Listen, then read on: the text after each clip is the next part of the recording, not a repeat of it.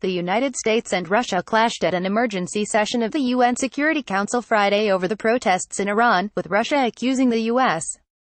of abusing the platform of the Council by calling the session over what it described as a purely internal matter. Today we are witnessing once again how the U.S. is abusing the platform of the Security Council, Ambassador Vasily Nebenzia said at the tense meeting in New York.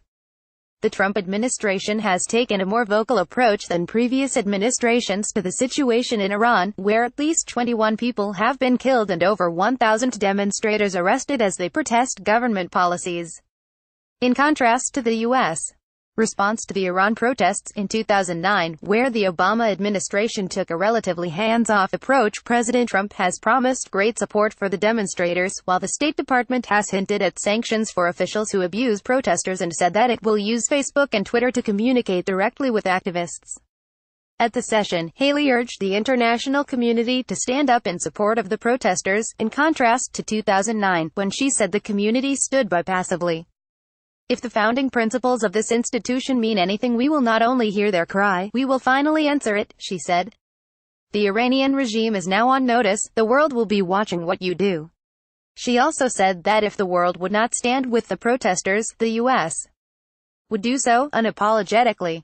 Let there be no doubt whatsoever, the United States stands unapologetically with those in Iran who seek freedom for themselves, prosperity for their families and dignity for their nation. We will not be quiet. But Russia and other members of the Security Council argued that the protests did not fall under the Council's mandate to deal with issues related to international peace and security, arguing instead that the protests are an internal matter to be dealt with by Iran. If we follow your logic, then we should have meetings of the Security Council after the events in Ferguson in Missouri or after the dispersal by forces of the Occupy Wall Street movement in Manhattan, Nebenzia said.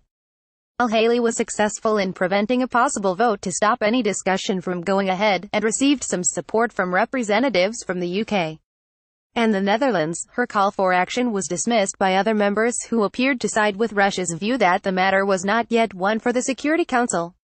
It is up to the Iranians and to the Iranians alone to pursue the path of peaceful dialogue, a dialogue based on full respect for fundamental rights and freedoms of Iranian people. French Ambassador François Delattre said.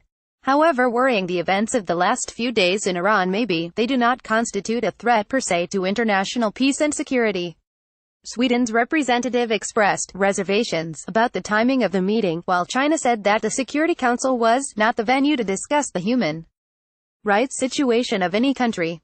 Iranian Ambassador Ghulam Ali Khosrow seized on the Russian argument and slammed what it called an abuse of its power by a permanent member and an abuse of the Council itself.